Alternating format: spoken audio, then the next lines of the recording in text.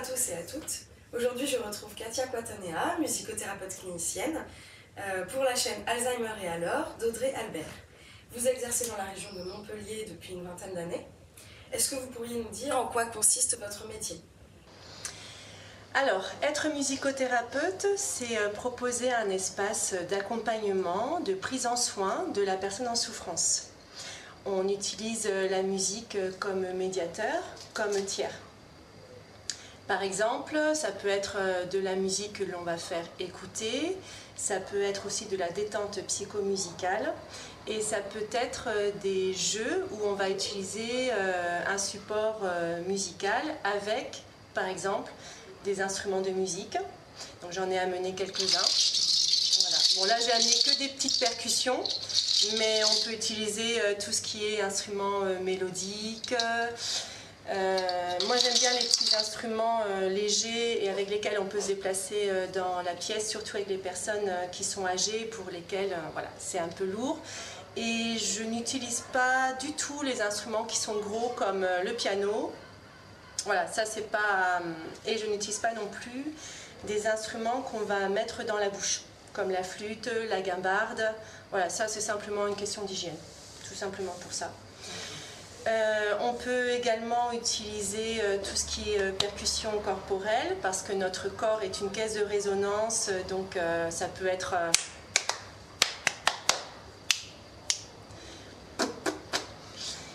Et on peut utiliser la voix parlée, la voix chantée, voilà, faire des jeux d'imitation, de création en duo ou en groupe, à voir. Donc j'ai parlé de la musicothérapie réceptive où on écoute de la musique, active où on est dans un mouvement et un jeu avec l'instrument de musique, et donc la détente psychomusicale. Ce sont les trois champs qu'on utilise en musicothérapie. Bien voilà, donc la musicothérapie c'est une forme d'accompagnement, un cadre thérapeutique où il va y avoir des moments instrumentaux et des moments de verbalisation. Et avez-vous une spécialité particulière? Alors, comme ça fait plus de 20 ans que je fais de la musicothérapie, au fur et à mesure, je me suis rendu compte que, surtout avec les personnes âgées ou les personnes qui n'avaient pas accès à la communication verbale, je me suis rendu compte que la sphère du toucher était très importante. Alors, je ne suis pas dans les massages. Je ne suis pas du tout dans ce style-là, non. Mais par contre, je vais utiliser des objets, par exemple des balles sensorielles. Voilà, des balles un peu atypiques, un peu originales, avec des touchés doux, des touchés picots, des touchés autres. Ce peut être des plumes, ça peut être également un grand foulard, ça peut également être une couverture lestée. Voilà, tout dépend en fait. Je me suis rendu compte que ça pouvait très bien rentrer dans les techniques de musicothérapie. Est-ce que vous pourriez nous dire dans quel lieu vous exercez? J'ai commencé à travailler, alors je vais aller assez vite parce que je travaille dans beaucoup d'endroits. J'ai eu la chance, j'ai commencé à l'hôpital Necker à Paris au bloc opératoire pour les enfants. Bon, plus petite patiente de 8 jours, donc voilà, c'est la plus jeune que j'ai rencontrée. J'ai travaillé en CCAS, en secteur ordinaire dans des écoles par exemple, pour faciliter la communication dans des classes pour les enfants entre eux. J'ai travaillé dans des ITEP, des IME, des CESAD. J'ai travaillé dans plein d'endroits, je pense que j'en oublie beaucoup. Et en ce qui concerne les personnes âgées, en clinique psychogériatrique, EHPAD, EHPA, secteur protégé, résidence senior. Et voilà, je crois que c'est ça. D'accord, très bien. Et actuellement, je suis donc salariée et en libéral.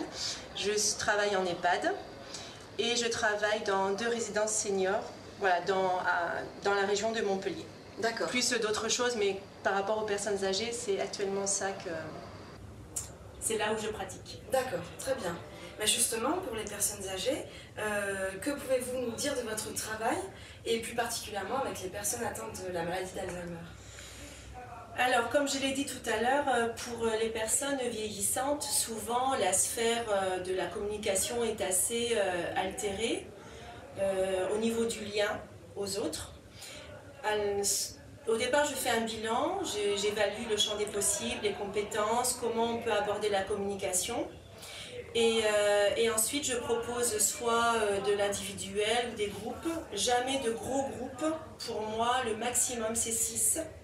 Je préfère avoir des petits groupes et accompagner des personnes en fauteuil roulant, qui sont en difficulté, qui ont peur du regard de l'autre, voilà, pour se sentir un peu en confiance, quelque chose d'enveloppant. Je préfère leur proposer quelque chose comme ça. Et ce qui est très chouette avec tous les supports que j'ai, en fait, c'est que je peux proposer une rencontre où il n'y a pas forcément de mots, il n'y a pas besoin de parler. Moi je dis bonjour, au revoir évidemment, mais et au fur et à mesure j'essaye d'amener la parole pour donner du sens. Et pour donner du sens à qui? À moi peut-être, je ne sais pas. Mais ce qui est sûr et certain, c'est que il n'y a pas besoin de discuter. Donc du coup, dans les endroits où ces personnes peuvent vivre, je peux proposer un espace vraiment adapté à leurs possibilités et à leurs besoins. Quels sont les bénéfices qu'on peut remarquer auprès des patients? Alors on s'est rendu compte, il y a eu des études canadiennes qui ont été très poussées sur plus de 1500 études regroupées, qui ont vu d'un point de vue scientifique. C'est ça qui est chouette, c'est que maintenant, à notre époque, on a tout ce qui est imagerie médicale qui est bien avancée. Au niveau de la recherche, on peut découvrir plein de choses. On s'est rendu compte que ça jouait principalement sur 4 hormones liées au plaisir. On a la dopamine, l'ocytocine, le cortisol et la sérotonine. Et encore plus poussé, la sérotonine, en fait, ça fait un écho pour les personnes qui ont la maladie d'Alzheimer, parce que ce sont des gens qui ont un déficit de cette hormone-là. Et cette hormone, elle est importante parce qu'elle permet de prendre des décisions. Et elle met également l'accent sur la mémoire vive, la mémoire immédiate. D'accord. Donc quand on est en manque de sérotonine, on va être plus à l'aise à être dans une mémoire beaucoup plus ancienne. C'est pour ça que, par exemple, les personnes qui ont la maladie d'Alzheimer ne peuvent pas reconnaître leurs enfants, mais par contre vont avoir une chanson que leur chantait leur arrière-grand-mère, ou je sais pas, mais des souvenirs. Mais d'un point de vue des indications thérapeutiques, c'est assez large la musicothérapie, mais si on veut cibler vraiment, on va parler par exemple de rompre l'isolement, parce que la musicothérapie peut s'axer à des personnes qui sont isolées en chambre, isolées dans leur lit, isolées dans leur corps, qui ne savent plus être en communication adaptée aux autres personnes qui vivent dans la résidence, adaptée à leurs proches et adaptée aux soignants qui les accompagnent. Donc on a le rompre l'isolement, le lien social. À travers la musique et tout cet accès sensoriel que je peux proposer, on peut aussi faire émerger à nouveau la palette émotionnelle que la personne âgée a vécue pendant toute sa vie. Donc se réapproprier ses émotions, son ressenti, ça pour moi c'est quelque chose de très important. On peut aussi partager des souvenirs qui nous reviennent, des sensations, en pouvant peut-être dans un idéal mettre en mots et avoir justement une mise à distance de ce qui se passe ou de ce qui s'est passé. Donc là, on est dans vraiment un accompagnement thérapeutique. Et aussi auprès de la personne âgée, on est également dans l'accompagnement de fin de vie. Par exemple, il y a quelques semaines, j'arrivais le matin pour travailler donc dans l'EHPAD où je suis actuellement, et j'ai vu en lisant les transmissions qu'il y avait une dame, voilà, on allait l'accompagner dans cette fin de vie-là. Je ne la connaissais pas, je n'ai pas regardé son dossier. Je suis simplement allée la voir. Bon, elle était allongée, légèrement consciente. Elle avait un petit peu de médicaments, enfin elle avait des médicaments, elle avait de la morphine. Hein. Mais au départ, je suis arrivée avec mes outils sensoriels, les plumes, quelque chose d'assez doux. J'ai commencé à mettre de la musique assez douce également. mais ça n'avait pas l'air de faire écho. Et finalement, je me suis mise à chantonner très doucement quelque chose que j'ai inventé sur le moment. Pas une reprise de chanson connue, parce que je ne la connaissais pas, donc je ne savais pas ce qu'elle aimait et ce qui pourrait faire réagir. Et dans un râle, elle a chuchoté quelque chose et voilà, c'était simplement très beau. C'était voilà, c'était comme ça. Ouais, oui, c'est émouvant. Ouais. Et bon, est-ce qu'il y a des contre-indications pour certaines personnes? Oui, mais par rapport aux personnes qui sont vieillissantes et qui ont la maladie d'Alzheimer, pas forcément, mais ça va être plus pour des gens qui présentent des épilepsies auditives et certaines acouphénies. Voilà. Voilà, il faut vraiment se dire que la musicothérapie, elle est accessible aux malentendants, aux sourds, parce qu'on travaille avec les vibrations également. Et un corps reste un corps, qu'il l'entende ou qu'il l'entende pas. Est-ce que vous voulez ajouter quelque chose en conclusion? Oui, être musicothérapeute, c'est issu d'une formation. Je n'aime pas les formations de stage sur quelques heures, quelques jours. Non, non, non.